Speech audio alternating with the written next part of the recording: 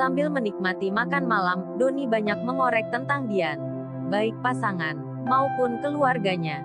Dan dengan polosnya Dian menjawab semua pertanyaan Doni. "Kenapa kamu gak habisin makanan itu?" kata Doni.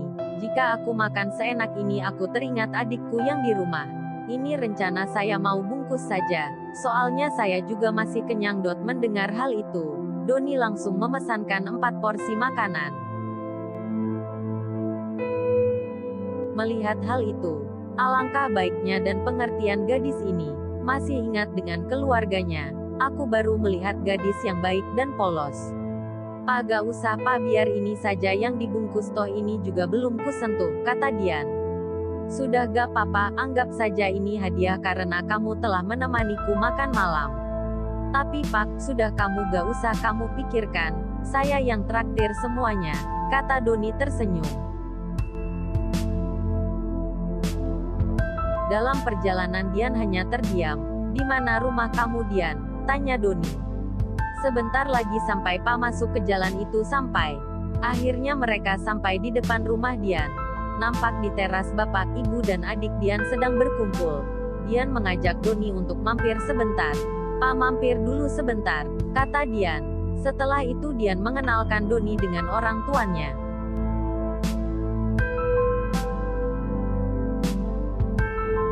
Sementara Dian masuk untuk berganti pakaian, Doni berbincang dengan orang tua Dian. "Maaf ya Pak, beginilah kondisi rumah kami," kata Pak Dayat. "Ah, sama saja kok Pak dengan rumah orang tuaku," jawab Doni. Ibunya yang keluar membawakan teh hangat berkata, "Maaf merepotkan ya Pak, silahkan diminum." "Oh gak apa-apa kok Bu, kebetulan saya juga lagi senggang."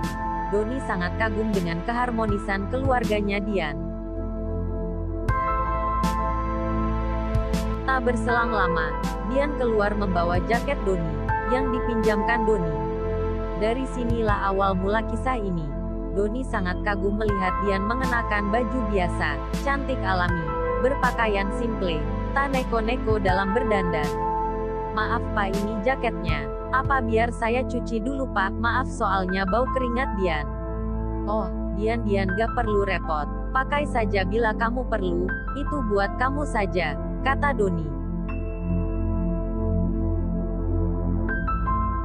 Setelah beberapa saat Doni berpamitan, dalam perjalanan Doni banyak memikirkan Dian.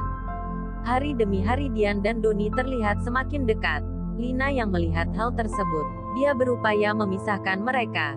"Jangan sampai usahaku mendekati Doni sia-sia. Aku akan menyingkirkan orang-orang yang berusaha menghalangiku termasuk Dian gadis kampung itu.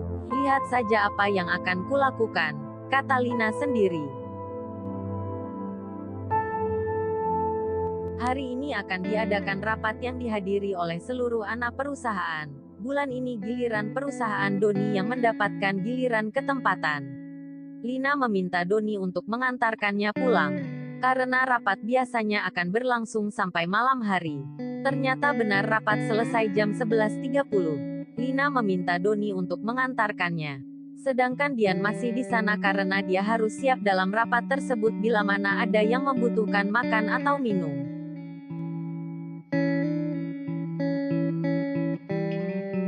Ketika hendak pulang, Doni melihat Dian di pos jaga sedang duduk karena hujan sangat lebat.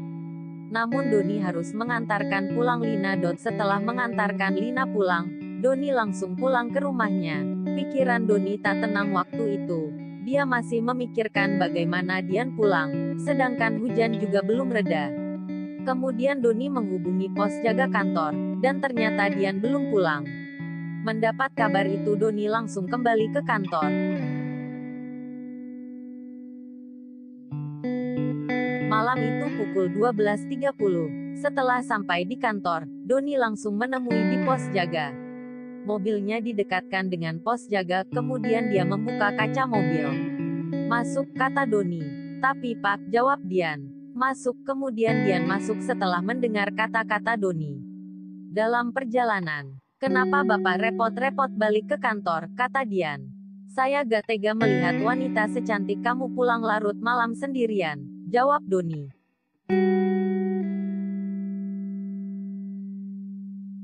Setelah sampai di rumah Dian, Doni langsung bergegas pulang. Malam itu menjadi malam yang panjang buat Dian dan Doni.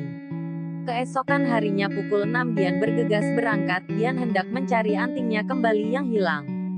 Sedangkan Doni hari itu harus pindah sementara di kantor cabang yang lain, dikarenakan Doni suatu hal. Kesempatan itu dimanfaatkan Lina untuk mencari cara memecat Dian.